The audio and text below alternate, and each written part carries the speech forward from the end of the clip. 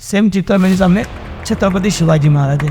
उन्होंने निस्वार्थ भाव से धर्म की लड़ाई, उन्होंने धर्म की लड़ाई नहीं की, उन्होंने धर्म को बचाया है, धर्म को सिखाया है कि धर्म के लोगों ये धर्म महान है।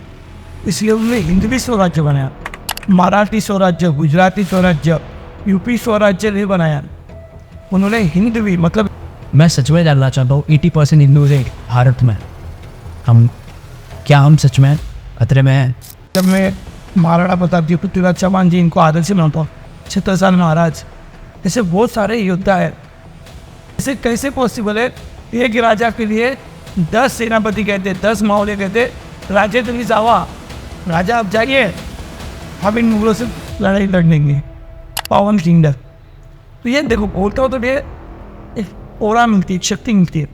मतलब छत्रपति शिवाजी महाराज एक नाम नहीं है, एक व्यक्तिमत्व नहीं है, तो भगवान है साक्षात। कैसे पता है की अभी देखा होगा की छत्रपती शिवाजी महाराज जन्माला आया पण आपल्या घरी नाही, बाजूवाल्याच्या घरी, मराठी लोग कहते मतलब शिवाजी महाराज जन्म को आना चाहिए लेकिन अपने घर में नहीं, बाजूवाले के घर में। लेकिन मैं और मेरे से बहुत सारे कहते हैं छत्रपति शिवाजी महाराज जन्म के लिए तब आएंगे जब किसी घर में राजमाता जिजाऊ जी का जन्म होगा। बहुत सारी लड़कियां माता बहन कहती कि अरे लड़कों तुम पहले तुम्हारी नज़र बदलो। मैं कहता हूँ दीदी ज़रूर नज़र बदलेंगे अगर मेरी जैसे पवित्र आत्मा भगवान का नाम ले रहे हो और उसके बाद खुद गलत काम करो, चंद्र को लगाएंगे, दाढ़ी बढ़ाएंगे, शिव चैत्य आएगी तो भगवान तो रात पे घुमाएंगे, फिर थोड़ी दूरी पे जाएंगे और बीड़ी पियेंगे, सिगरेट पियेंगे, थोड़ी दारू पियेंगे, तो ये शिव भक्त नहीं है। मैं कहता हूँ कि ऐसे लोगों से आप ऐसे लोगों का आप शिव भक्त मत बोलो, नाम भी मत लो। धर्म मतलब आस्था, और आस्था कभी बदली नहीं जाती। औरंगजेब ये ऐसा कौन बोलते हैं? छत्रपति संभाजी महाराज। किसको कहते हैं? एक मृत्यु को कहते हैं, मृत्यु साइन है। इनको पता है कि अब मेरा मृत्यु होने वाला है, इनको पता है कि अब मुझे मारने वाले। और श्री छत्रपति संभाजी महाराज औरंगजेब को चैलेंज करते हैं। औरंगजेब ने आदेश दिया है कि छत्रपति संभाजी महाराज तुम हिंदू धर्म छोड़कर सनातन धर्म, क्या है कोई साधारण खेल थोड़ी है कि कोई आया उस खेल को ख़त्म कर देगा। उन्होंने तो लड़ाई करी है, उन्होंने इतना बड़ा साम्राज्य बनाया, उनके महापुरुष है। आज परम पूज्य डॉक्टर बाबा साहब अम्बेडकर जी का नाम है तो उनकी आधारण की उनके साथ है।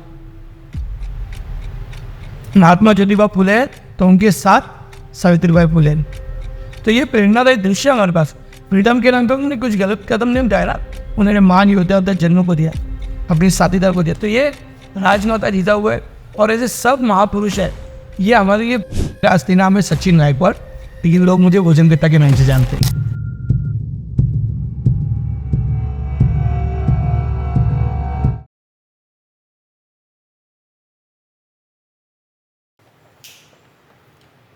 नमस्कार दादा। नमस्कार नमस्कार।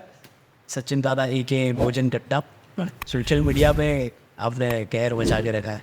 आपके जो कंटेंट है वो बहुत ज़्यादा लोगों को प्रभावित कर रहा है, क्योंकि आप जो कल्चरल वैल्यू आपके कंटेंट में दे रहे हो वो बहुत हाई लेवल का है। और आपका जो कंटेंट है वो यंगस्टर्स ही नहीं, मुझे ऐसा लगता है कि मिडिल एज, यंग एज और एज्ड पीपल, उनको भी ये ज़्यादा प्रभावित कर रहा है, अट्रैक्ट कर रहा है। इट्स आपको ऐसा ये एक्चुअल में है ऐसा? हाँ पता नहीं, बट अभी जैसे सेलिब्रिटी जैसी फील आती है। जैसे बाहर आता हो तो लोग मिलते गिरा था, बहुत अच्छा लगता है। मार्केट जाओ या कहीं जाओ तो लोग बोलते हैं अरे तुमसे वीडियो बनते हो, तुम्हारा आपकी वीडियो देखता हूँ, अच्छा लगता है। इसका मतलब है कि लोग अपनी को एक्सेप्ट करने लगे, अपनी टॉपिक को एक्सेप्ट करने लगे। आपने भोजन कट्टा ये जो नाम रखा है इसके पीछे का हिस्ट्री क्या है? बहुत अच्छा क्वेश्चन किया। काफ़ी सारे लोगों के इसमें माइंड में क्वेश्चन है कि भोजन कट्टा क्या है। तो भोजन कट्टा एक्चुअली मेरे बिजनेस का नाम है, जो कि हमारा एक कैटरिंग बिजनेस है। तो काफ़ी सालों से हमारा फैमिली बिजनेस है जिससे हमारे अच्छी इनकम सोर्स होती है। और कैटरिंग मतलब हम लोग खाना देते, तो भोजन मतलब पेट ही ले खाओ लेकिन साथ में मिल के खाओ। तो भोजन कट्टा, मराठी में कट्टा को बोलते हैं एकजुट, एक जगह पे बैठते, कट्टा होता है ना, चौराहे कहते हैं, जैसे गाँव का चौराहा वैसे ही चौराहा और भोजन मिल के खाओ। तो वैसे मैं सोचता हूँ कि लोग जो मेरे ग्राहक थे, बहुत सारे जो मेरे ग्राहक बनेंगे, तो ग्राहक नहीं बनेंगे, मेरे भगवान और मेरे दोस्त बनेंगे। तो कट्टा और भोजन, तो भोजन कट्टा नाम चला। तो अभी भी बिजनेस का नाम वही है। फिर मैं कहीं मार्केट जाता, कुछ ज़्यादा तो बोलते थे भोजन कट्टा कैसे हो, कल ऑर्डर देना दो, भोजन कट्टा कल 5 ऑर्डर देते थे। ऑर्डर के नाम से मेरा नाम ही भूल गए लोग। मेरा असली नाम है सचिन गायकवाड़, लेकिन लोग मुझे भोजन कट्टा के नाम से जानते हैं। आपका एक वेश जो एक ड्रेसिंग स्टाइल है ना, वह मैं बताना चाहूँगा मतलब बहुत डिफरेंट है। ठीक है, पहले बात तो आप ये जो टोपी पहनते हो, आप मराठी महाराष्ट्रियन हो, राइट? बट मैंने बहुत कम ऐसे टोपी पहनने हुए लोगों को सीखा है। मतलब आप ऐसा क्यों पहनते हो?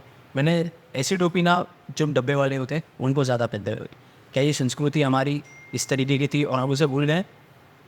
यस, क्या बात है। मतलब आज का जो पॉडकास्ट है ना, वो एक्चुअल में बहुत बढ़िया रहेगा। बहुत अच्छा क्वेश्चन किया इन्होंने। तो पॉडकास्ट का सबसे बड़ी बात है कि भोजन कट्टा एक कैप क्यों है। तो लोग इस कैप को नाम देते हैं नेहरू टोपी, तो बोलते हैं गांधी टोपी। नहीं, नेहरू जी से गांधी जी से भी पहले थे वारकरी आता। वारकरी, वारकरी मतलब जो वारी को जाते, वारी मतलब विट्ठल भगवान। जैसे उड़ीसा में जगन्नाथ भगवान है जी, द्वारका में विष्णु भगवान है, तिरुपति में बालाजी है, वैसे महाराष्ट्र में विट्ठल भगवान है। तो विट्ठल भगवान के भक्त लोग वारी को जाते चल के, पद यात्रा 40-40 दिन की, जो आपने देखा होगा आषाढ़ यारी। तो वारी हजारों सालों से गांधी जी नेहरू जी अभी आए उनके पहले से, तो तब से टोपी पहनी जा रही। और आप इस संपर्क मतलब जिस वेशभूषा को आगे लेके जाना चाहते हो, आप ये आगे नहीं।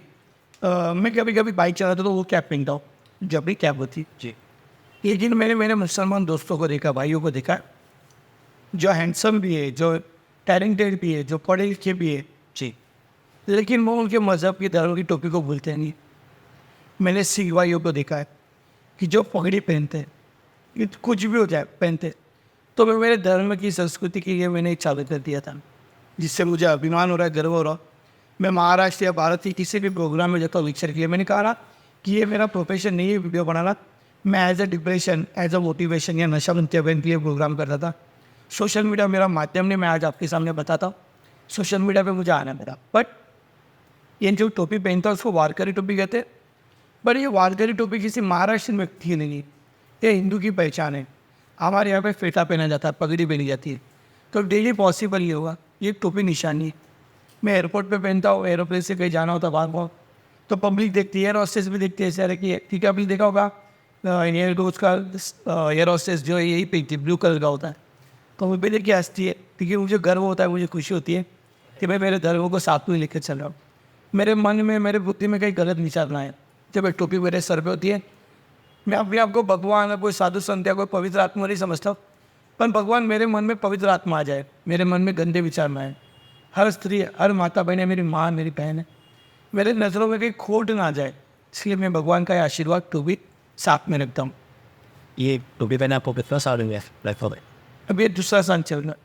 हाँ, मतलब आपने प्लान मतलब ये इस तरीके से एक खुद को एक पॉजिटिव ये सोच कर ये टोपी पहनी है? नहीं, सोशल मीडिया पर आने के बाद मुझे ऐसा लगा कि अगर सोशल मीडिया से लड़ाई चल रही है अपने धर्म की, अपने देश की, अपनी संस्कृति की, जी ये वॉर चल रहा है ना, आजकल संस्कृति को नीचा दिखाया जा रहा है। जी और मैं किसी धर्म, किसी संस्कृति को कभी नीचा नहीं दिखाता। हर धर्म अपनी जगह पे बहुत बढ़िया है। तो मैंने कहा कि मेरे पास हथियार क्या है, मुझे लोग कैसे जाने। तो मैंने कहा कि ये मेरी निशानी बनेगी। और धर्म के लिए, संस्कृति के लिए मैंने पहना। स्टार्टिंग में मुझे भी शर्म आता था, लोग हंसते भी थे, पर अभी नहीं लगता, अभी गर्व लगता है। जब ये टोपी पहनता हो ना, तो इससे लगता है यस, मैं कुछ तो अच्छा काम करने जा रहा हूँ बस। सही बात बोले तो ये टोपी आपकी ना पहचान बन गई है। अच्छा, मैं आपको एक बात बताऊँगा, मैं सोशल मीडिया पे आपको बहुत टाइम से फॉलो कर रहा हूँ, ठीक है? आप पहले एक ऐसा कंटेंट क्रिएटर हो जिसने आपकी डिटेल्स सोशल मीडिया बायो में डाल के रखे थे, इनफैक्ट कॉन्टैक्ट नंबर, ये सारी चीज़ें। अरे आप पहले ऐसे सोशल मीडिया क्रिएटर हो जो इतना ओपनली भी बात करता है। आपके कुछ कंटेंट्स मैंने देखे हैं, पर्सनली लोगों ने देखे, आपकी ग्रोथ बहुत ज़्यादा फास्ट हुई है। आपके करंटली अगर मैं इंस्टाग्राम की बात करूँ तो 1,68,000 लोग आपको फॉलो करता है। इसमें बहुत यंगस्टर्स भी हैं, बहुत या एज्ड लोग भी हैं।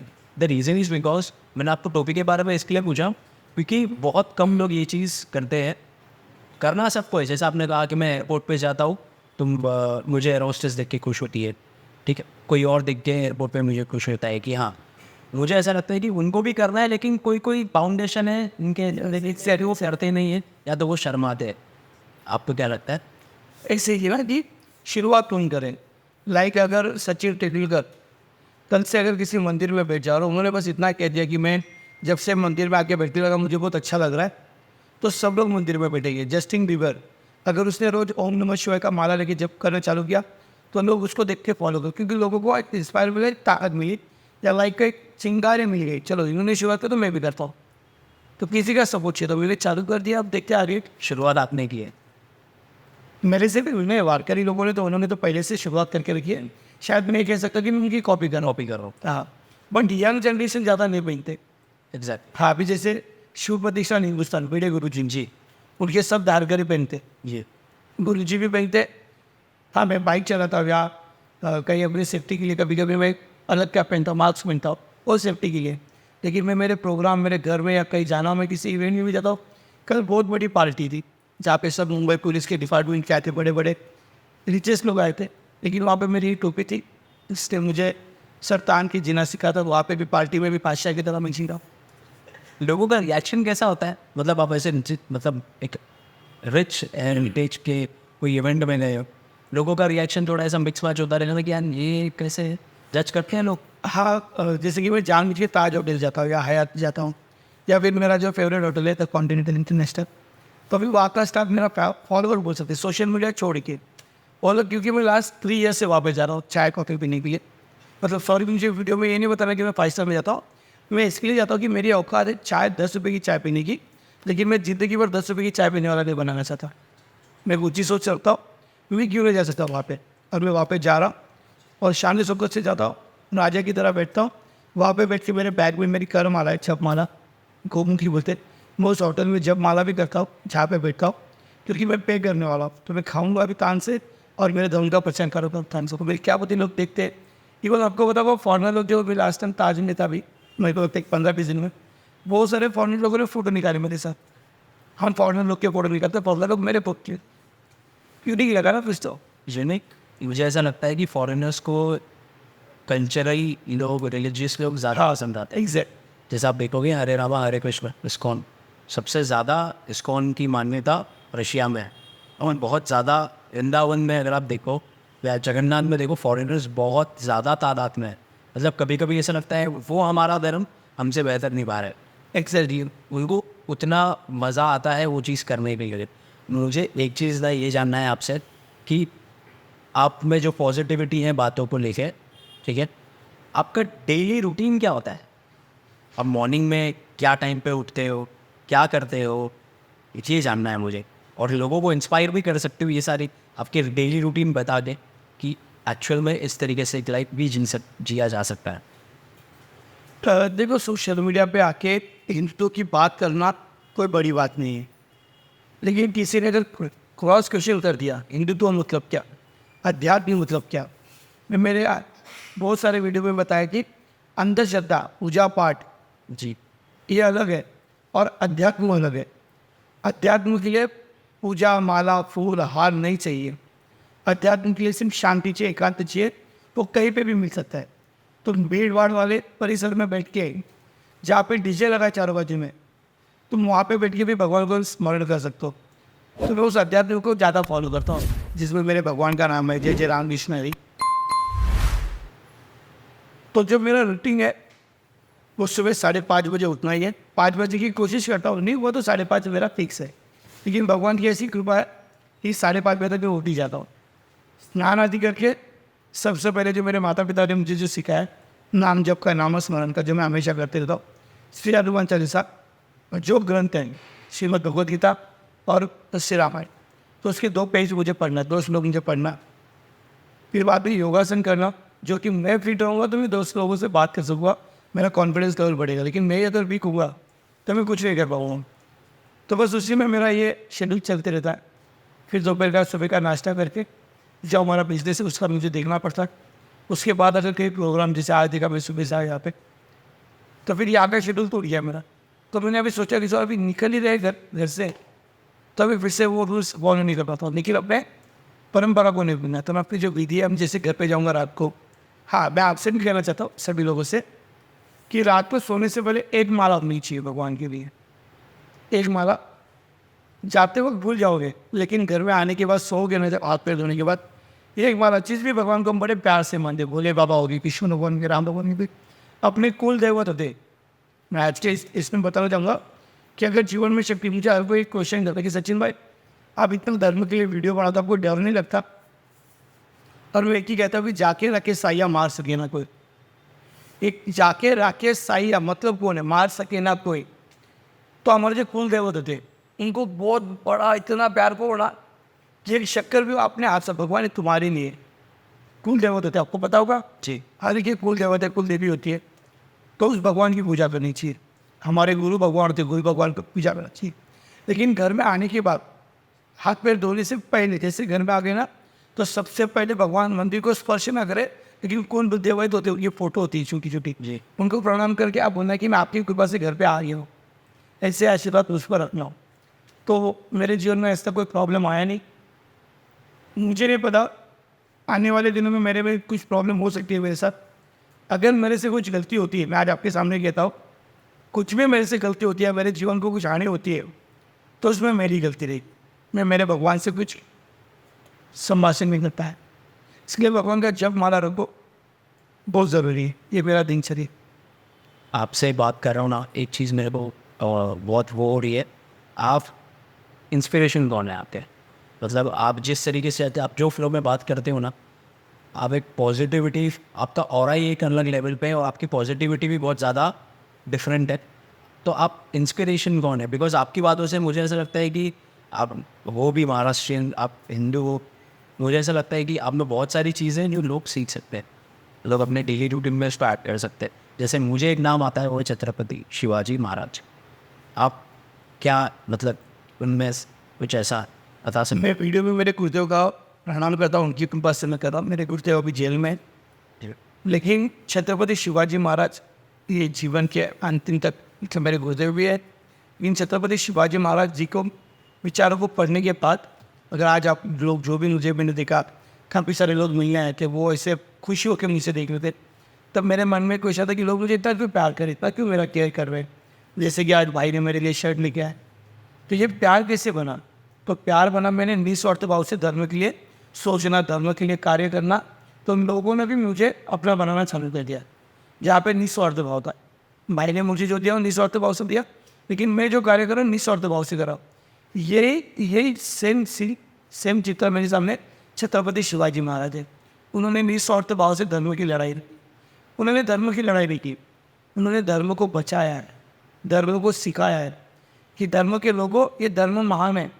इसलिए उन्होंने हिंदवी स्वराज्य बनाया, मराठी स्वराज्य, गुजराती स्वराज्य, यूपी स्वराज्य नहीं बनाया। उन्होंने हिंदवी मतलब हिंदू स्वराज्य, हिंद ये हिंदवी किसी ने तो ये क्या है ये हिंदू, क्योंकि छत्रपति शिवाजी महाराज हर गढ़ दुर्ग पे, गढ़ किला नहीं बोला जाता है, गढ़ या दुर्ग बोलो, किला एक गलत वर्ड है, वो नहीं है। छत्रपति शिवाजी महाराज के हर गढ़ दुर्ग पर गणेश भगवान की मंदिर है। क्यों? उन्होंने मस्जिद क्यों नहीं बनाई, उन्होंने चर्च क्यों नहीं बनाया, गणेश जी के मंदिर क्यों बनाए? छत्रपति शिवाजी महाराज के हर गढ़ दुर्ग पर भगवा ध्वज है। छत्रपति शिवाजी महाराज हर शुभ कार्य के लिए, लड़ाई के लिए, कहीं पे भी हर हर महादेव का जय घोष क्यों करते थे? दूसरा भी कुछ बोल सकते थे ना। तो ये उनसे हमको सीखना चाहिए। इतने सारे रति महारथी बादशाहों के साथ लड़ाई करी, जैसे एक में राजा थे, मतलब मैं महाराणा प्रताप जी, पृथ्वीराज चौहान जी, इनको आदर से मानता हूँ, छत्रसाल महाराज, ऐसे बहुत सारे योद्धा है, मतलब उनको प्रणाम है। लेकिन फिर भी एक युवा अवस्था में देव देश धर्म संस्कृति के लिए लड़ना, हाथ में कुछ नहीं है, बस एक खुद का विश्वास लेके चल रहे कि नहीं हमें हमारे धर्म को, हमारे देश को बचाना है। से जब एक नन्हा सा बालक इतनी बड़ी लड़ाई लड़कर आज पूरे विश्व को एक चित्र दिखा सकता है, जैसे इजराइल, आपको पता है इजराइल इसको फॉलो करती है नहीं, छत्रपति शिवाजी महाराज की हिस्ट्री जी, उनका जहाज इतना हो रहा है। मैं और सारे देशों का नाम ले सकता हूँ कि वो छत्रपति शिवाजी महाराज, इनके सेनापति तानाजी मालुसरे, बाजी प्रभु देश पांडे, इनके व्यक्तिमत्व को फॉलो करती है। कैसे कैसे पॉसिबल है एक राजा के लिए 10 सेनापति कहते, 10 मावले कहते, राजे तुम्हें जावा, राजा आप जाइए, हम इन मुगलों से लड़ाई लड़ लेंगे, पावन किंगडम। तो ये देखो बोलता हो तो ये एक ओरा मिलती है, शक्ति मिलती है। मतलब छत्रपति शिवाजी महाराज एक नाम नहीं है, एक व्यक्तिमत्व नहीं है, तो भगवान है साक्षात। हर युग में शिव आते, शिव चले जाते, हर युग में राम ही शिव का अवतार है, कृष्ण ही शिव का अवतार है, तो ये युग में जो थे वो छत्रपति शिवाजी महाराज शिव का अवतार थे। क्यों? क्योंकि दिल्ली से महाराष्ट्र आना, आगरा से इम्पॉसिबल है सबको, वो भी ऐसे राक्षस के जाले में, मतलब औरंगजेब के महल में थे, वो बच के आते। शाइस्ते खान, अफजल खान, ये लड़ाई पॉसिबल नहीं थी, उसको जीतना, सभी जाति धर्मों के लोगों को रिस्पेक्ट देना, माता बहनों को रिस्पेक्ट देना, गौ माता की हत्या अगर कोई कहता है तो उसको मारना, गौ हमारी माता है, सभी को समान न्याय देना। मराठी में बोलते 18 पकड़ जाति 12 बलुतेदार, मतलब इतने सारी जाति धर्म के लोगों को एक साथ लाना हिंदवी स्वराज्य के लिए, ये बहुत बड़ी बात है। माँ का आदर करना, पिता का आदर करना, परिवारों का आदर करना, मित्रों परिवारों का आदर करना, सब भोजन करे कि नहीं करे। और सबसे बड़ी बात है साधु संतों का आदर करना, उनके जो गुरु थे संत रामदास स्वामी, उनका आदर करना। ये बहुत बड़ी सीखने की बात है कि नहीं, छत्रपति शिवाजी महाराज कोई महान, एक कोई मतलब साधारण व्यक्तिमत्व देते, ऐसे मानते कि साक्षात भगवान का रूप थे। तो इसलिए बहुत अच्छा आपने पूछा। जब हम छत्रपति शिवाजी महाराज की बात करते हैं ना, तो मुझे एक चीज़ इनके बारे में ये एक चीज़ पता लगती है कि वो जो सारी चीज़ें सीखे थे ना, इनकी मम्मी का रोल बहुत ज़्यादा था, जीजाऊ का, जो उनकी माता है। तो आज के डेट में आपको पता है कोलकाता में इतने इश्यूज़ हो रहा है, उस टाइम पे जो औरतें थी कितनी स्ट्रॉन्ग थी। और आज मुझे लगता है ऐसा है कि आज के डेट में जो हमारी फीमेल्स हैं वो कहाँ लैक कर रही है, क्योंकि हम एक वॉरियर रेस से आते हैं। जो जीजाऊ जिसने छत्रपति शिवाजी महाराज को जन्म दिया, और आज के युवती लोग में क्या ऐसा इशू आ रहा है, मतलब क्या कहाँ उनमें गलती हो रही है, हम में गलती हो रही है, हमारे परिवेश में गलती हो रही है कि इनको इस चीज़ों का शिकार करना है। कैसे पता है की आपने देखा होगा की छत्रपती शिवाजी महाराज जन्माला पण आपल्या घरी नाही, बाजूवाल्याच्या घरी, मराठी लोग येते, मतलब शिवाजी महाराज जन्म को आना चाहिए लेकिन अपने घर में नहीं, बाजूवाले के घर में। लेकिन मैं और मेरे से बहुत सारे कहते हैं छत्रपति शिवाजी महाराज जन्म के लिए तब आएंगे जब किसी घर में राजमाता जिजाऊ जी का जन्म होगा। ऐसी माँ भी तो होनी चाहिए। आज की माँ दिन भर mobile, TV, serial, fashion, parlour, तो छत्रपति शिवाजी महाराज जन्म में नहीं आएंगे। बहुत सारी लड़कियाँ माता बहन कहती कि अरे लड़कों तुम पहले तुम्हारी नज़र बदलो। मैं कहता हूँ दीदी ज़रूर नज़र बदलेंगे। अगर मेरी बहन में वो तुर्का होगी तो, अगर मेरी बहन में वो माता लक्ष्मी होगी, मेरी बहन में वो सरस्वती का रूप होगा, और शायद कपड़ों से नहीं तुम्हारे मन में होगा, लेकिन दीदी चारित्र को देखा जाता है। ये संसार है, एक कलयुग है, यहाँ पे भगवान में भी कुछ अंश कहीं ना कहीं भगवान का रूप धारण करके ऐसे राक्षस बैठे हुए।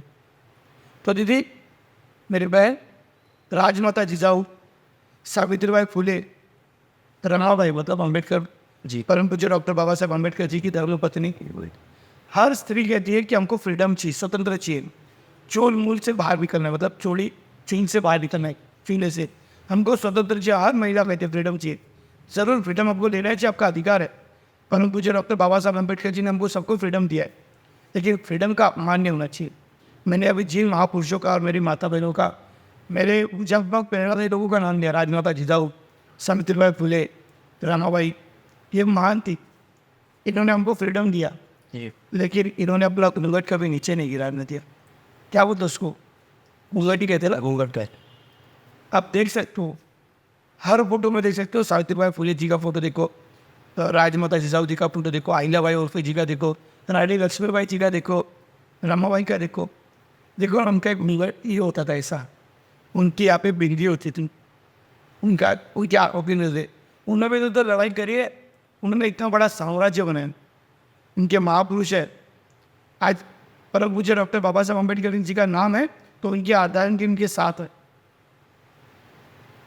महात्मा ज्योतिबा फुले है तो उनके साथ सावित्रीबाई फुले। तो ये प्रेरणादायी दृश्य है हमारे पास।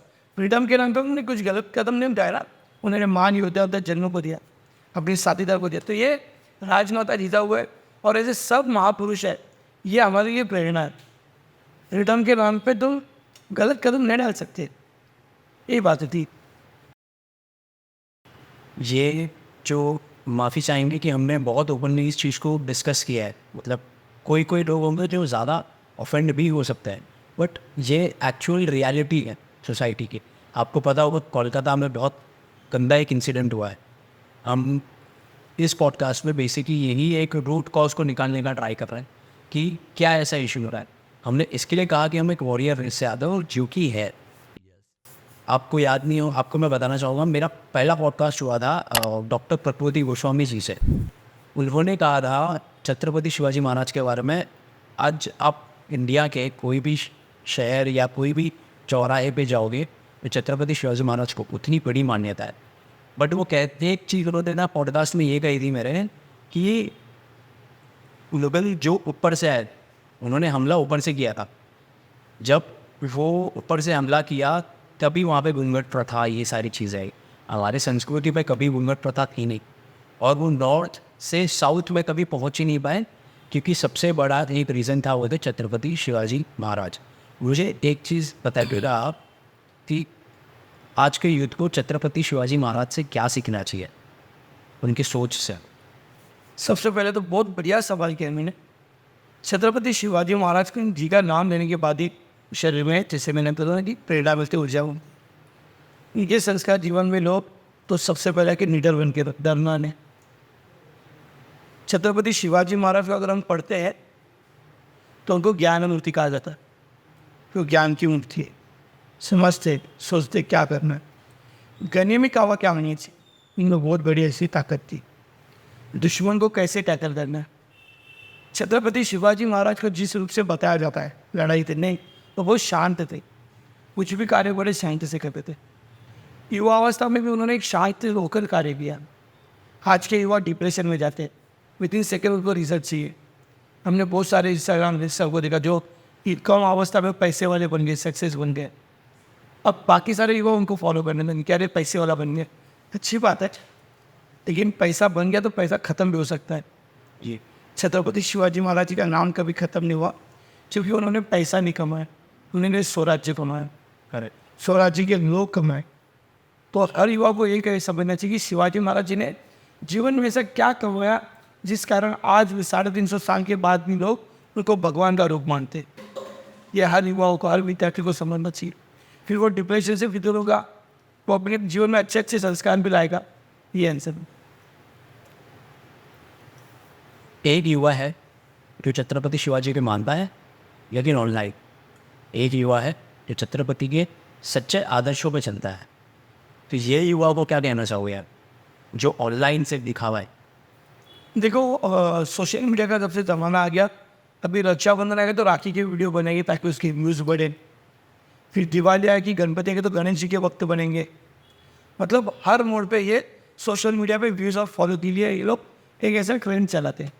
अब ये भी एक ट्रेंड चल रहा है, लेकिन इस ट्रेंड से नुकसान हो सकता है हम लोगों का, जो छत्रपति शिवाजी महाराज जी को मानते हैं। उनका का एक केस है, उस लड़के ने सोशल मीडिया पे शिवाजी महाराज जी का फोटो लगाया था, उसके गाड़ी पे शिवाजी महाराज का फोटो लगाया था, घर पे भी शायद शिवाजी महाराज का फोटो लगाया था। अब उसका ये सब प्यार देख के एक हिंदू लड़की उसके प्यार में फंस गई, लेकिन वो छत्रपति शिवाजी महाराज जी को मन से नहीं मानता था, सिर्फ यूज़ थ्रू के लिए शिवाजी महाराज जी का नाम लेता था। ऐसी बहुत सारी घटनाएं घटी जहाँ पे शिवाजी महाराज जी को सिर्फ नाम के लिए इस्तेमाल किया जाता है। आज भी ऐसी कितनी सारी राजनीतिक पार्टियाँ हैं जो शिवाजी महाराज जी का सिर्फ नाम लेकर वोट खवाती है, क्योंकि उनको पता है महाराष्ट्र के युवा, अब तो पूरे भारत भर के पूरे युवा छत्रपति शिवाजी महाराज को आदर्श मानते। मतलब मेरे मुख में भी कभी छत्रपति नहीं निकलता है, शिवाजी नहीं निकलता है, छत्रपति शिवाजी महाराज यही शब्द नहीं, गर्व लगता है, अभिमान लगता है, छाती फूकती है। तो ये जो युवा है, ये युवा खुद को एक गड्ढे में डाल रहे। तुम एक ऐसे पवित्र आत्मा भगवान का नाम ले रहे हो और उसके बाद खुद गलत काम करो, चंद्र को लगाएंगे, दाढ़ी बढ़ाएंगे, शिव चैत्य आएगी तो भगवान तो हाथ पे घुमाएंगे, फिर थोड़ी दूरी पे जाएगी और बीड़ी पियेंगे, सिगरेट पियेंगे, थोड़ी दारू पियेंगे, तो ये शिव भक्त नहीं है। मैं कहता हूँ कि ऐसे लोगों से आप, ऐसे लोगों का आप शिव भक्त मत बोलो, नाम भी मत हुआ। आपने देख लिया कि वो गलत है, ठीक है वो गलत है, लेकिन उसका नाम शिवाजी महाराज सिंह जी से मत छूओ, कोई भाई रुपया है। तो यही बात है। आप ना बहुत विडरता से बात करते हो, सच बोल रहा हूँ। मतलब इतना ओपनली बात करना बहुत कम लोगों को आता है। आपका बैकअप क्या है? मतलब आपको डर नहीं लगता? ये डर क्या, मेरे को समझ नहीं आता। एक्चुअली हर कोई यही बोलता है कि डर थोड़ा प्रॉब्लम था में डर क्यों इस बात था? शायद वाणी में भी तो बल होता है ना। जैसे मैं बोला आओ बैठो ना, क्या है ना जी। अरे आप बैठ इधर, तो वाणी में फर्क था ना। तो वाणी हम कैसे का उपयोग करते हैं? आज महाराष्ट्र के एक छोटे से गांव में रहने वाला मैं, आज भारत भर में लोग पहचानने लगे। मैं आपको मतलब परदेश तो मैंने कभी देखा नहीं और जाने की इच्छा भी नहीं, क्योंकि इतना भारत प्यारा मेरा भारत देश है। परदेश से भी लोग मुझे ऐसे मिस करते हैं, दादा मतलब इंग्लिश में बोलते आई लव यू दादा, बिग फैन दादा, आपके लिए कुछ भी। परदेश से मतलब लंदन अमेरिका से फॉलोअर्स हो गए। फॉलोअर्स तो मैं नहीं बोलता, मैं तो अपना भाई मानता हूँ। तो वो लोग भी मुझे ऐसे मिस करते कि दादा आपको कुछ हेल्प लगी तो बोलो। तो ये डर होता ना, तो ये लोग नहीं बोलते। अगर मेरे कार्य में डर होता तो लोग मुझे नहीं जानते, आप लोग भी मुझे इतना प्यार नहीं देते। आपने मेरे ताकत को देखा, मेरी ताकत का नाम है मेरा भगवान के प्रति विश्वास, मेरे गुरु के प्रति विश्वास, छत्रपति शिवाजी महाराज जी के विचारों के प्रति विश्वास। ये विश्वास मेरी ताकत है। अब जब इतना सारा विश्वास मेरी ताकत है, तो सोचो डर मेरे साथ रह सकता है क्या? सनातन धर्म क्या है? कोई साधारण खेल थोड़ी है कि कोई आया उस खेल को ख़त्म कर देगा। नहीं, हाँ थोड़ा घर में 4 बर्तन होती तो आवाज़ आती है, घर में 2 भाइयों का रिमोट के लिए झगड़ा होता है, भाई बहन का झगड़ा होता है। वैसे हमारा किसी धर्म के साथ झगड़ा होता होगा, लेकिन वो अधर्म हमारे धर्मों को ख़त्म नहीं कर सकता। काफ़ी सारे राजे महाराजे बादशाह, काफ़ी सारे लोग आए, पोर्तुगीज आए, ब्रिटिश आए, मुगल आए, लेकिन हिंदू धर्म हिंदू संस्कृति को ख़त्म नहीं कर पाए। अब देखना, हाँ वो प्रयत्न कर सकते हैं, उनका अधिकार है। हर चीज़ को हासिल करना हर किसी का कर्तव्य है। विश्व में हिंदू एक ऐसा धर्म है जो कभी किसी को धर्मांतरण नहीं कर पाता। एक लिख ले रहा, विश्व में हिंदू धर्म एक ऐसा धर्म है जो किसी का धर्मांतरण नहीं कर पाता। वो कहते हैं सर्वे भवन्तु सुखिनः सर्वे भवन्तु निरामयः। तो ये हमारे धर्म की खासियत है। तो हिंदू धर्म में भय नाम का ये शब्द नहीं है। हम देखना गए थे, दादा आप ना अभी हम खाना खा रहे बैठ के, तो आपने ना एक मंत्र बोला, उन मंत्र के बारे में बताना कुछ। मतलब ऐसा बहुत अच्छा लगा कि एज ए यंगस्टर अगर हम बहुत सारी चीज़ें अगर हमारी डेली लाइफ में करें तो वो बहुत ज़्यादा बेहतर लगेगा। मतलब मैं मेरे बच्चों को दूंगा, मेरे बच्चे उनके बच्चों को देंगे, तो ये कल्चरल वैल्यूज ट्रांसफ़र करना बहुत ज़्यादा इम्पोर्टेंट है, मुझे ऐसा फील होता है। मैं कहूँगा कि यहाँ पे जितने लोग भी बैठे हैं जी, या आप और मैं, और इसके बाद ये सब लोग सुनेंगे मीडिया के माध्यम से, धर्म मतलब आस्था, और आस्था कभी बदली नहीं जाती। औरंगजेब ये ऐसा कौन बोलते हैं? छत्रपति संभाजी महाराज। किसको कहते हैं? एक मृत्यु को कहते हैं, मृत्यु साइन है। इनको पता है कि अब मेरा मृत्यु होने वाला है, इनको पता है कि अब मुझे मारने वाले। और श्री छत्रपति संभाजी महाराज औरंगजेब को चैलेंज करते हैं।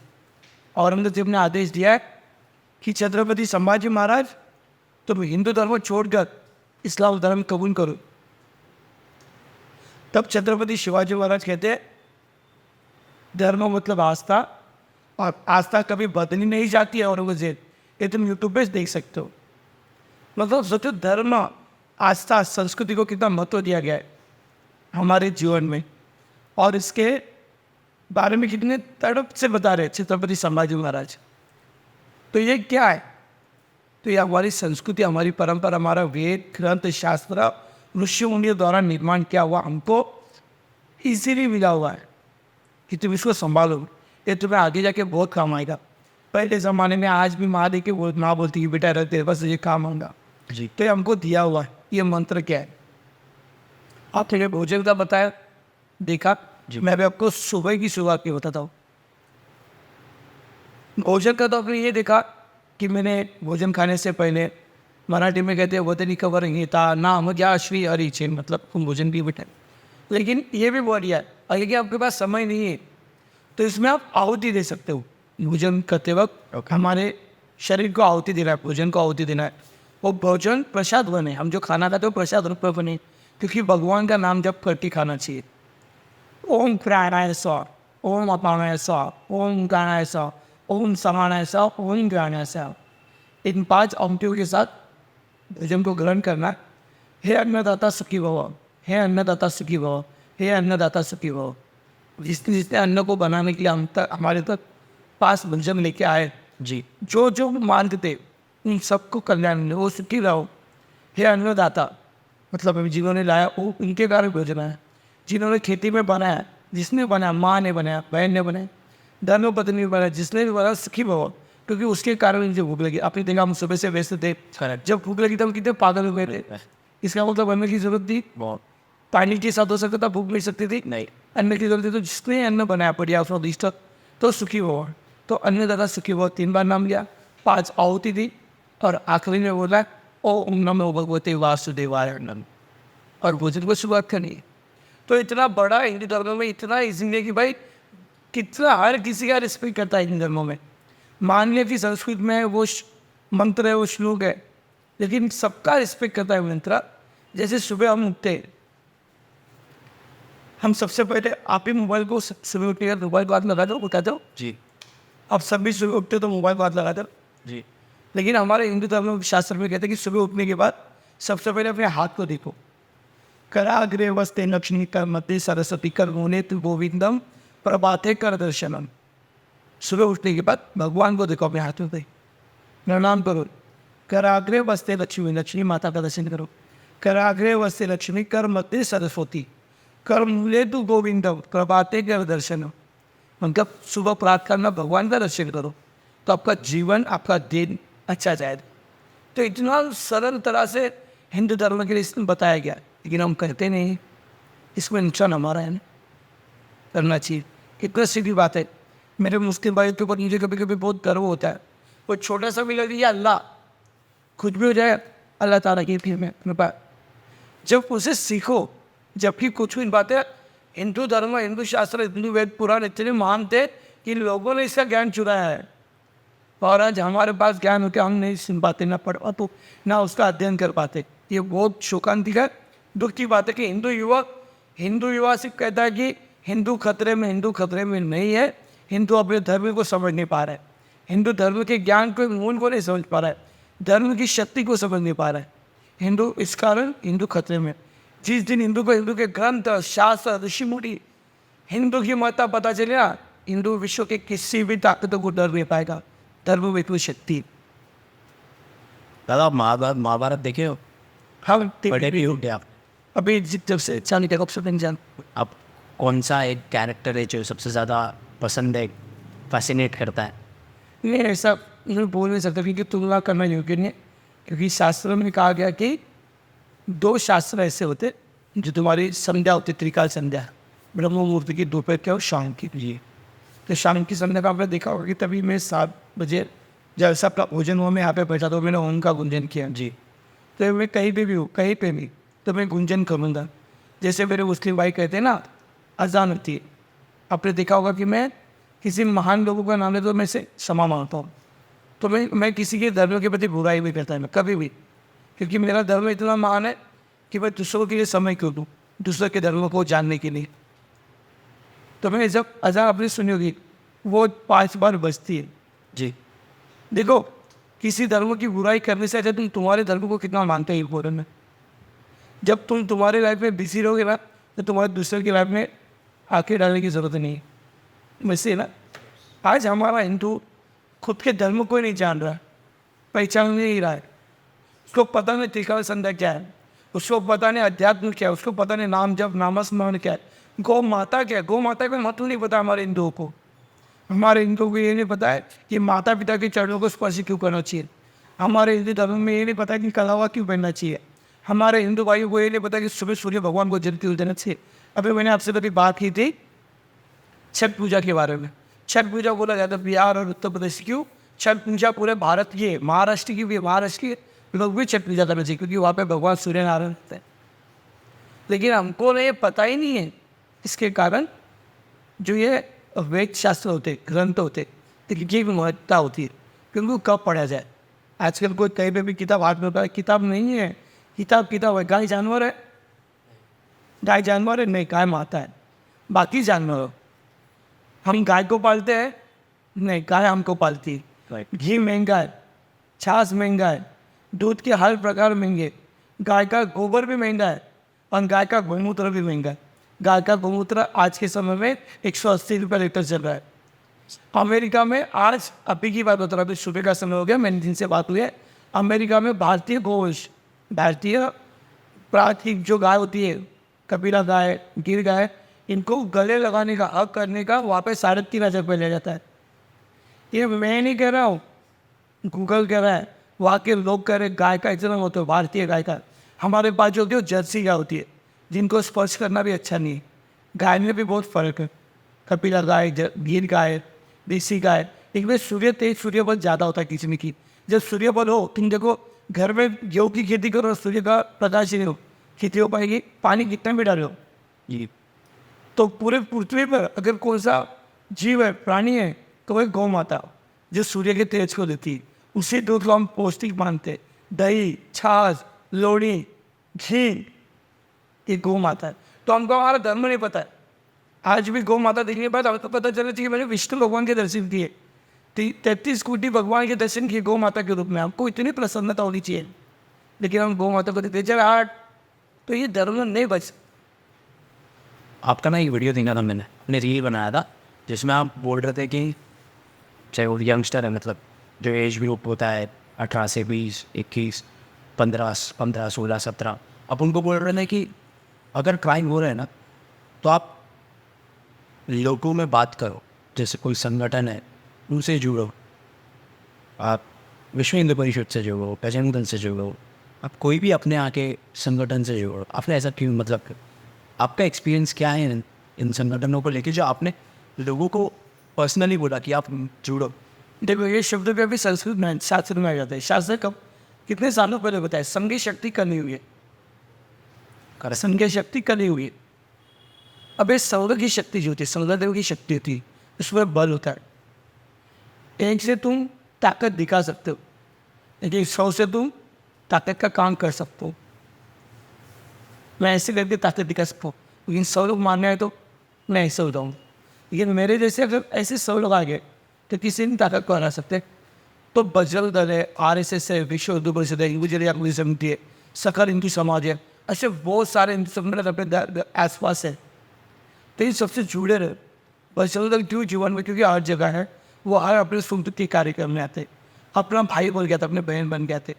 तो उनके साथ जुड़ो ना, तब तुम्हें पता चलेगा। हिंदू मान रहा है, बचाओ हिंदू के साथ कोई है, ऐसे कैसे घर में बैठ के तुम खैर बुला बना सकते हो? तुम्हें बाहर आना पड़ेगा, किसी संगठन से जुड़ना पड़ेगा, संगठन के कार्यकर्ताओं से तुम्हें मिलना पड़ेगा। संगठन का कार्य कैसे होता है, तो तुम इनके साथ जुड़ो, संगठन तुम्हारे साथ जुड़ेगा। तुम्हारे ऊपर कोई संकट आता है तो संगठन तुम्हारे साथ आएगा।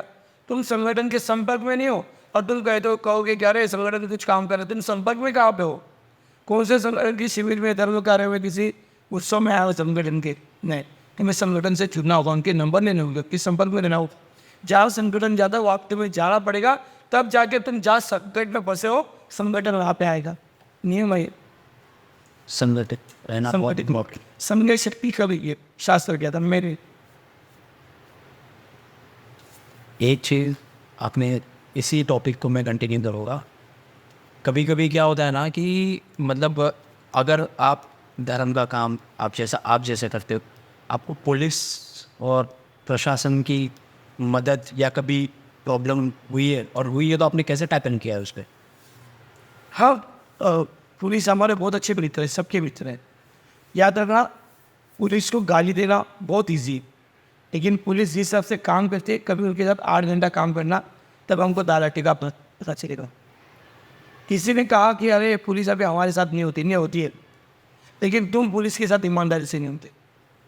आज दूसरे जाति धर्म के लोग हैं, वो उनके संपर्क में होते पुलिस वालों के, उनको किसी त्यौहार में बुलाते, उनको बीच बीच में जाके कुछ गिफ्ट देते, उनका ख्याल रखते। वैसे अपन भी चालू करो, अपन पुलिस वाले के सूत्र में रहो, पुलिस को अपनी एकता संगठित दिखाओ, पुलिस को बताओ कि ये गलत है, ये सही है, लेकिन ये संगठित नहीं है। पुलिस तुम्हें न्याय देने के लिए सोचता है, लेकिन तुम्हारे साथ वाले पुलिस को साथ देने के लिए सोचते नहीं, वो पुलिस को सपोर्ट नहीं करते। तो पुलिस कभी कभी नाराज़ होती है, पुलिस कभी कभी कहते हैं कि हाँ तो सही है, लेकिन तेरे साथ वाले सही नहीं होते, साथ देना चाहते नहीं। तो ये बात है, तो मैं उनके संपर्क में अच्छा हूँ, मतलब मैं नहीं बता सकता हूँ, लेकिन महाराष्ट्र के बड़े अधिकारी या जो भी है, उनके संपर्क में अच्छे खासा हूँ मैं। सभी बोल सकता हूँ, सभी पुलिस अधिकारी कर्मचारी, उनसे अलग बॉन्डिंग है, क्योंकि जो विषय पे काम करता हूँ, नशा मुक्ति अभियान, मैंने कहा ना कि सोशल मीडिया पे आप मुझे केवल धर्म धर्म भी मत बोलो, मैं नशा मुक्ति अभियान का कार्य करता हूँ, जिसमें मैं जब नशा मुक्ति का काम करता तो कोई धर्म नहीं होता है। मैं आपकी जानकारी के लिए बताता हूँ कि मुंबई के टाटा कैंसर हॉस्पिटल के यहाँ पे अन्नदान सेवा होती है अपनी, जहाँ पे पहले 50 से 100 लोग खाना खाते थे, अब 2000 लोग खाना खा रहे। अब टाटा कैंसर हॉस्पिटल के यहाँ पे खाना सच में ज़रूरी है, क्योंकि वहाँ पे पूरे भारत से लोग पेशेंट आते हैं। तो पेशेंट अंदर हॉस्पिटल में होता है, उसके रिलेटिव होते हैं जो ठीक तो मेरा उसके साथ गुजारते बढ़ते, वो भी मुखा रहता है कभी कभी, क्योंकि तुम पेशेंट के इलाज के लिए पैसा खर्च करोगे खुद के खाने के लिए। तो वहाँ पे अपन ने अन्नदान सेवा चालू कर दी, उसका नाम रखा भोजन कट्टा। काफ़ी सारे लोग होते, पहले एक था, अकेले ने शुरुआत की थी, अब हज़ारों लोग आ गए। अब तो मैं ना होने से भी वहाँ पे अन्नदान सेवा होती है। तो इसका मतलब ये क्या है, जहाँ पे अन्नदान सेवा होती है वहाँ पे दूसरे जाति धर्म के लोग भी आते हैं। तो वहाँ पे ऐसा थोड़ी कहा गया कि भाई तू किसी जाति धर्म का नहीं, वहाँ पे मेरे लिए जात धर्म इम्पोर्टेंट नहीं है। वहाँ पे मेरा कर्म, मेरी सेवा, मेरी निष्ठा जो मैं कर रहा हूँ। तो रहा पुलिस शासन प्रशासन का, कभी कभी कुछ इंक्वायरीज होती है जहाँ पे गलत सही है, तो उनके सामने मैं अच्छे से पेश करता कि सर देखिए ऐसा ऐसा है, तो उसमें मैं जीत जाता अगर मैं सही हो तो। अगर गलत हो, अब तक तो कुछ गलत किया नहीं जिस कारण कुछ गलत इंक्वायरी बैठी नहीं, और भगवान करे मुझसे कभी कुछ गलत भी ना हो। और मैं प्रयत्न करता तो मैं संविधान के नियम को तोड़ कर मैं कुछ गलत काम नहीं कर पाऊँ। जो संविधान है उस संविधान को मैं मानता। बहुत लोग एक्चुअली मैंने इसके लिए पूछा क्योंकि बहुत लोग डर जाते हैं संविधान से, इतना अरे यार मैं ये नहीं कर सकता हूँ। आपने पता है कहा कि छत्रपति शिवाजी महाराज सबको चाहिए लेकिन बाजू वाले की घर पर। ये बहुत एक डीप वर्ड, आप डीप सेंटेंस आपने बताया और बहुत लोग रिलेट करेंगे इस चीज़ बात से। एक डीप क्वेश्चन मेरे को आपने पूछना है कि आप आज से 20 साल बाद कैसा देखते हो खुद को? मतलब इतना कार्य आप कर रहे हो 20 साल में, मतलब आपका उद्देश्य क्या है? देखो, हर बाप अपने बेटी की और अपने बेटी की परवरिश अच्छे से करना चाहता है। हर बाप अपने परिवार वालों के लिए दिन रात लड़ता है। अब मेरे लिए तो मेरा पूरा देश परिवार है। मैंने कहा ना, आने वाला हीरो, मैं कोई बड़ा नेता नहीं हूँ, कोई धर्म रक्षक नहीं हूँ, एक आम इंसान हूँ। मैं आपको रास्ते पे कहीं कुछ ठेले पे खाते हुए दिखूंगा, मैं ट्रेन से, बस से, रिक्शा से सफ़र करते हुए दिखूंगा। शायद कभी कभार मैं अगर एरोप्लेन से जा रहा हूँ तो आप लोग के आशीर्वाद से मेरी इतनी औकात नहीं है। लेकिन सबसे बड़ी बात ये होती है कि मैं 20 साल अपने देश को, अपने धर्म को किस तरह देखना चाहता हूँ। लेकिन आज जो मैं कर रहा हूँ वो धर्म के लिए कर रहा हूँ। इसके पहले और राजा महाराजाओं ने किया और धर्म के लिए किया। तो आज वो क्या सोचते हैं, मेरा धर्म की परिस्थिति क्या है भविष्य में नहीं पता, लेकिन लड़ना है धर्म के लिए। 20 साल के बाद आज का जो वातावरण लग रहा है, भयानक परिस्थिति हो सकती है। शायद हिंदू हो ना 20 साल के बाद, हिंदू संस्कृति दिखे नहीं, हिंदू लोग दिखे नहीं। जैसे पाकिस्तान में भी हिंदू है ना आज, जी है, बहुत कम, वो वहाँ पे त्यौहार मनाते, बहुत कम। पर वहाँ पे हिंदू लोग हैं, हिंदू धर्म पर एक दूसरे को मानते, शायद गणपति मिटाते, देवी मिटाते। वैसी हालत होगी, यहाँ पे हिंदू बचेंगे, हिंदू धर्म नहीं खत्म होगा। पर पाकिस्तान जैसे कुछ बचे हुए हिंदू अपना हिंदू त्यौहार मनाएंगे। या अगर 20 साल के पहले, मतलब आज हिंदुओं ने जागरूकता नहीं दिखाई, हिंदू संगठित नहीं रहा, हिंदू एकता नहीं दिखी, तो जो पाकिस्तान के कुछ बचे कुछ हिंदू छुप छुप कर हिंदू त्यौहार मनाते, वैसे अपनी आदत होगी। दादा, आपने ना इतना ज़्यादा कंटेंट दिया, ठीक है, आपने इतनी ज़्यादा डीप टॉक्स की कि हिंदू खतरे में हैं, हमें कैसे जीना चाहिए, हमें क्या करना चाहिए, इतनी ज़्यादा बातें, ठीक है। आपने बार बार यही वर्ड एक यूज़ किया, एक फ्रेज़ यूज़ किया, हिंदू खतरे में है। मैं सच में जानना चाहता हूँ 80% हिंदूज हैं भारत में, हम सच में खतरे में हैं और कैसे हैं अगर है तो? ये बहुत अच्छा सवाल रहा। मैं चाहता हूँ कि सब लोग इसको ऊपर गौर से सुने। पहली बात, आपने कहा कि 80% हिंदू है और वो खतरे में कैसे क्या? तो जो 80% हिंदू है ना, वो एक जगह पे नहीं है, वो डिवाइड है। इतना बड़ा हिंदुस्तान है, राज्य है, जिला है, तालुका है, प्रांत है, खेड़े गाँव है, शहर है, मुंबई जैसे और शहर है, वहाँ पे हिंदू बसा हुआ है ज़्यादा भी। तो वो हिंदू एकजुट नहीं आता है, इसलिए हिंदू खतरे में। अगर 80% हिंदू एक साथ एक जगह पे आ जाए तो हिंदू खतरे में नहीं हो सकता है। हिंदू हर जगह बढ़ गया हुआ है। हिंदू प्रोग्राम में फंसा हुआ है, हिंदू एजुकेशन में फंसा हुआ है, हिंदू करियर के पीछे फंसा हुआ है, हिंदू गर्लफ्रेंड बॉयफ्रेंड के पीछे फंसा हुआ है, हिंदू बस बड़ी बड़ी बातें करने में फंसा हुआ है, हिंदू छोटे छोटे रास्ते पे काम करने को तैयार नहीं, उसमें फंसा हुआ है, हिंदुओं को शर्म आ रही है, हिंदू हर बातों में दूसरों की गलती निकालने में फंसा हुआ है, हिंदू को धर्म को जानना नहीं है, हिंदू को पूजा पाठ करना नहीं है, हिंदू को अध्यात्म को समझना नहीं है, हिंदू को राजा महाराजाओं का इतिहास जानना नहीं है। इसके हिंदू खतरे में, हिंदुओं को अपनी शक्ति का मूल अर्थ पता नहीं। इससे क्या हो पता है, ये हिंदू इतना बढ़ गया अदर अदर कल्चर को फॉलो करने में कि इस जो बटे हुए हिंदू को जो आज कम हिंदू है वहाँ पे इनको क्या हत्या होने लगी। जैसे दिल्ली में एक बहन की हत्या हुई साक्षी नाम की, परसों उरन में हुई, उससे पहले हर जगह हिंदुओं की बहनों की हिंदुओं की हत्या होने लगी। ये हत्या क्यों हो रही है? हत्या होती है, हम दूसरे दिन कैंडल मार्च में घूमते, तीसरे दिन आंदोलन करते, चौथे दिन पाँचवें दिन तो सोशल मीडिया पे कैंपिंग होती है, छठवें दिन टाटा फिश, हिंदू शांत हो जाता है, फिर सातवें दिन किसी और बहन की किसी और भाई की हत्या होती है, फिर हिंदू चलता है, फिर हिंदू सोता है। इसलिए हिंदू खतरे में। हिंदू रास्ते पे दुकान डालने को तैयार नहीं है, हिंदू आपस में प्रांत भाषा करने में तैयार है, वो भैया वो गुजराती वो मराठी, नहीं, हिंदू समझने को तैयार नहीं, हिंदू इसलिए खत्म में। हिंदू हमेशा दूसरों की गलती निकालने को सोचता नहीं, लेकिन ऐसे अच्छे हिंदू भी है समाज में जो अच्छा कार्य कर रहे हैं। आपको पता है हिंदू आज भी क्यों जीवित है? कुछ अच्छे कार्य करने वालों के कारण, हिंदू संगठन के कारण हिंदू जीवित है। आज भी निस्वार्थ भाव से धर्म के लिए लड़ाई लड़ने वाले हिंदू जीवित है, इसलिए हिंदू बचा हुआ है। नहीं तो हिंदू खतरे में ही। हिंदू धर्म को समझने को तैयार नहीं है। हिंदू बस अपना करियर, अपना एजुकेशन, अपने फैशन में, अपने मित्र परिवार, अपना घरदार, बस यहाँ तक सीमित है हिंदू। अपने त्यौहार मनाएगा, घर तक सीमित मनाए। हिंदू कभी भी सत्य के मार्ग पे नहीं जा सकता, सच्चाई के मार्ग पे नहीं जाता। क्यों? क्योंकि हिंदू ने अपने धर्म का इतिहास पढ़ा नहीं है। हिंदू को सत्य इतिहास जानने को किसी ने दिया नहीं। हिंदू को धर्म शास्त्र वेद पाठन पठन नहीं हो, अपने बच्चों को संस्कार देते हैं। अपने बच्चे स्कूल कॉलेज में जाने के बाद यही बच्चे सेक्युलर बनते हैं। जैसे कि हमने सुना ना, भारत तेरे टुकड़े हो गए, जय जैसे। तो ये बच्चे किसके? हिंदू के तो बच्चे थे जो सेक्युलर जिसको नाम दिया। तो हिंदू खतरे में, और क्या बता सकते? बहुत ज़्यादा कनेक्ट कर लिया आपने, मतलब यहाँ से वहाँ चीज़ें।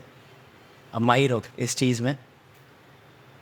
आप पता है, आप ये जो धर्म का काम करते हो, इनकम सोर्स कैसे मैनेज करते हो? तो मतलब सीधी बात, बकवास कि सच में हिंदू कंगाल है। जो धर्म का काम करते हैं ना, वो बहुत है ना। मैं हाथ जोड़ के प्रार्थना करता हूँ दोस्तों, भाइयों मेरी बहनें, जो धर्म के लिए काम करते हैं ना, वो वीडियो बनाते हैं। तो वो गाड़ी चलाते चलाते वीडियो नहीं बनाते, तो खाना खाते सोते समय वीडियो नहीं अपनी, वो एक समय निकालते उस वक्त वीडियो बनाते। और वो समय तब होता है जब आप नौकरी धंधा कॉलेज पे जाते हो ना, तब वो वीडियो बनाते। कुछ गौ रक्षक है, आप जब सोते हो तो वो रात को गाड़ी लेके उस जगह पे जाते गौ माता को बचाने के लिए। कोई बहन लोग जान में बसती है तो उसको बचाने का कोई टाइम नहीं होता है। जिस दिन तुम लोग नौकरी धंधा काम व्यवसाय में जाते हो ना, तब ये हिंदू भाई धर्म की रक्षा के लिए जाते। इसका मतलब धर्म की काम करने वाले भाई ये जॉबलेस है। और किसके लिए? धर्म के लिए, धर्म की सेवा के लिए। मैं सच कहता हूँ कि मैं और मेरे जैसे जो भी हिंदू भाई धर्म के लिए काम करते हैं, वो रियलिटी में, हाँ, भगवान का आशीर्वाद बहुत है उनके ऊपर, मतलब मोक्ष प्राप्ति है, पर वो रियलिटी में आज के समय में जीरो बैलेंस है। मतलब उनको खुद के लिए रिक्शा की भाड़ा के लिए पैसा नहीं हुआ। हिंदू की हालत है। क्यों और कैसे रहेगा? बताओ कि अगर फॉर एग्जांपल मैं सुबह से आपके साथ हूँ, तो मैं जॉब पे गया, नहीं। अगर मैं जॉब पे नहीं गया तो मेरे पास पैसे आएंगे? नहीं। अगर मेरा बिजनेस है तो मैं बिजनेस पे गया, नहीं। मैं यहाँ पे हूँ तो मेरा बिजनेस बंद है तो पैसे आएंगे? तो हिंदू कंगाल है।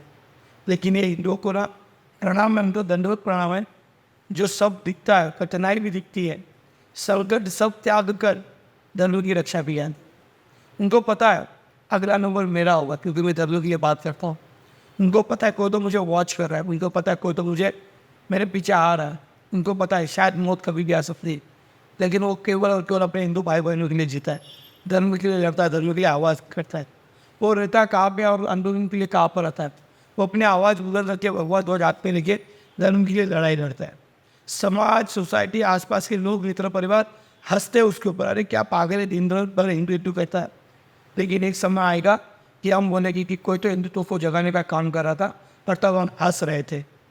आज वो नहीं है तो आज हम मर रहे। क्यों? क्योंकि जब कोई तो धर्म के लिए लड़ाई कर रहा था, उसके कारण हम 20 दिन ज़्यादा जिए। ये बात है, जो धर्म की सेवा करता है भाई सच में वो कमला लेते हैं। तुम दूसरे जाति धर्म के लोगों को देखोगे ना, ईसाइयों के देखो या मेरे मुस्लिम भाइयों के देखो, उनके जो मौलवी होते वो कितना अच्छा काम करते, तो उनको अच्छे भी पैसे मिलते। दादा आप एक अभियान चलाते हो, विद्यार्थी संवाद यात्रा, यस, इसके बारे में कुछ बताओ। और विद्यार्थी संवाद यात्रा एक ऐसा है कि जैसा संघ वैसा रंग। हम हमारे बच्चों को घर में अच्छे संस्कार देते हैं, पर यही बच्चे जब स्कूल कॉलेज में जाते तब क्या वो संस्कार मिलते रहेंगे? हमने हमेशा देखा होगा कि बहुत सारी बातें कि बच्चों ने आत्महत्या करी, बच्चों ने चोरी करी, बच्चों ने गलत काम किया। अरे बच्चे स्कूल कॉलेज जा रहे हैं, कुछ सीखने जा रहे हैं, इसका मतलब वहाँ पर उनको शिक्षण मिल रहा है, अच्छी बात है, उन कॉलेज स्कूल का आभारी हूँ। लेकिन ये गलत संस्कार कहाँ से है? तो वो ना, इसलिए मैंने विद्यार्थी संवाद यात्रा चालू करी। और जैसे मैं हर स्कूल कॉलेजों में जा रहा हूँ, महाराष्ट्र से लेके भारत तक, और विद्यार्थियों से संवाद करके अच्छे संस्कार देने की कोशिश कर रहा हूँ। मतलब आप इतना बड़ा काम कर रहे हो, पैसा और क्या प्रॉब्लम्स आती है उसको? प्रॉब्लम्स आती है, और मैंने बहुत बार लोगों से बोला भी है कि विद्यार्थी संवाद यात्रा अभियान के लिए आप थोड़ा सा सहयोग कीजिएगा, क्योंकि मुझे मेरे घर के 2 कदम के स्कूलों में नहीं जाना है, तो भारत भर के हर स्कूल कॉलेजों में जाना है। और ये अभियान ज़रूरी है। मैं आज भी आपके सामने कहता हूँ कि यह अभियान हर युवाओं की ताकत रहेगी, हर माता पिता का आशीर्वाद रहेगा अपने बच्चों के साथ, और वो आशीर्वाद मैं पहुँचाऊँगा उन बच्चों तक जिसमें का नाम है संस्कार। और हमारे धर्म, संस्कृति, संस्कार अगर उन बच्चों को नहीं मिलते तो फिर मैंने बोला ना कि भारत तेरे टुकड़े हो गए इंशाल्लाह। जैसे चीख चिल्लाने वाला जो बच्चा है कॉलेजों में मिलते तो बच्चा हर जगह मिलेगी। तो ये ना मिलने के लिए मैं अभियान चालू किया हूँ। तो मैं ये कहूँगा कि आप इस अभियान के लिए सामने आओ, सहयोग कीजिएगा, क्योंकि ये अभियान मेरे अकेले से नहीं होगा। मैं नहीं जा पाता हर जगह, क्योंकि जेब में कुछ होने चाहिए जो मैं 100 कदम चलने की ताकत रखता हूँ। देखो, हर चीज़ का ढोंग कर सकते हो, पैसे का ढोंग नहीं कर सकते। और मैं धर्म की लड़ाई के लिए कहीं ना कहीं तो आर्थिक सहयोग होना जरूरी है। जो भी लोग आज धर्म को, हिंदू धर्म को ख़त्म करने के लिए सोचते हैं, वो पैसे की ताकत ज़्यादा लगाते हैं, ये मान्य करना पड़ेगा।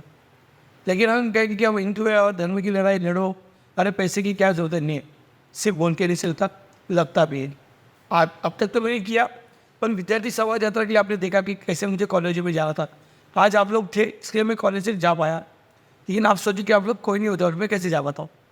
तो विद्यार्थी संवाद यात्रा के आप लोग सच में सहयोग कीजिएगा, ये मैं मन से प्रार्थना करूँगा। वो 1 रुपया भी हो सकता है, वो 2 रुपया भी हो सकता है, आप चाहे 10 रुपया भी डाल सकते हो। आप नहीं डालोगे तो भी चलेगा, आप आशीर्वाद दीजिएगा, आप मार्गदर्शन कीजिएगा। विद्यार्थी संवाद यात्रा के लिए ज़रूर सहयोग कीजिएगा। ये रहा आज का हमारा दी अनसेंसर्ड का दी अनसेंसर्ड शो। ट्रस्ट में ये शो, दादा सही बात बोलूँ तो ये शो मैंने इस तरीके से प्लान किया था कि मैं वो रूट कॉज निकालूंगा, मैं वो कल्चरल वैल्यूज़ निकालूंगा, वो बातें निकालूंगा जो लोगों को सुनना पसंद हो, जिस तरीके से चीज़ें होनी चाहिए, जो बात होनी चाहिए। यहाँ इस शो में कुछ बनावटी नहीं हो रहा। यहाँ इस शो में एक बंदा, एक लड़की, एक बंदी किस तरीके से अपनी ज़िंदगी जीना चाहता है, किस तरीके से रहना चाहिए, किस तरीके से बातें करनी चाहिए। मैं भी पहले ऐसे ही था, मैं भी बहुत सारे वैल्यूज़, बहुत सारे कल्चर को फॉलो करता था। जब मैंने अपने खुद के धर्म के बारे में, खुद के कल्चर के बारे में जाना, तो मुझे पता चला बाकी सब सेकेंडरी है। ये शो को बनाने का यही एक मकसद है कि लोगों को सच से मुझे रूबरू कराना। बहुत बड़ा टास्क है मानता हूँ, ठीक है, पर मैं ये करूँगी। और मैं ये आप लोग के सपोर्ट के थ्रू ही करना चाहता हूँ। आप एक ऐसे इन्फ्लुएंसर हो जो अपनी बातों से लोगों को कनेक्ट करना जानते हो, और ये कला मैं आपसे ज़रूर सीखना चाहता हूँ। तो ऐसे पॉडकास्ट के लिए प्लीज़ सब्सक्राइब करो। ट्रस्ट हुई, मेरा पॉडकास्ट आपको वैल्यू ज़रूर सिखाएगा। पर्सनली मैं नहीं, बट मैं कुछ ऐसे लोगों को लाऊंगा जो अपने तरफ से अपने ज्ञान को देंगे, जिन्होंने ग्राउंड रियलिटी पे एक्सपीरियंस किया है। सचिन दादा भोजन गड्ढा इज़ द वन जो ग्राउंड रियलिटी पे काम करते हैं। आप उनके सोशल मीडिया प्रोफाइल को देखोगे, आपको ये हमेशा एक सड़क पे दिखेंगे अपना वीडियो बनाते हुए नॉर्मल इंसान की तरह। जहाँ पे वो नॉर्मल लोगों को इंक्लूड करते हैं, नॉर्मल लोगों की तकलीफ़ जानते हैं और ग्राउंड पे वर्क करते हैं। ऐसा नहीं कि वो सोशल मीडिया पे नहीं, वो सोशल मीडिया पे बहुत ज़्यादा लोगों से बातें करते हैं और उनकी ग्राउंड रियलिटी को जान के अपना वीडियो बनाते हैं। डेफिनेटली उन्हें फॉलो कीजिए, डेफिनेटली मुझे फॉलो कीजिए और ऐसे कंटेंट के लाइक, सब्सक्राइब और शेयर ज़रूर करना। आपका बेस्ट पार्ट मुझे कमेंट बॉक्स में ज़रूर बताना एंड डेफिनेटली मैं बहुत एक और पॉडकास्ट ज़रूर लाऊँगा। Till then, good bye, thank you.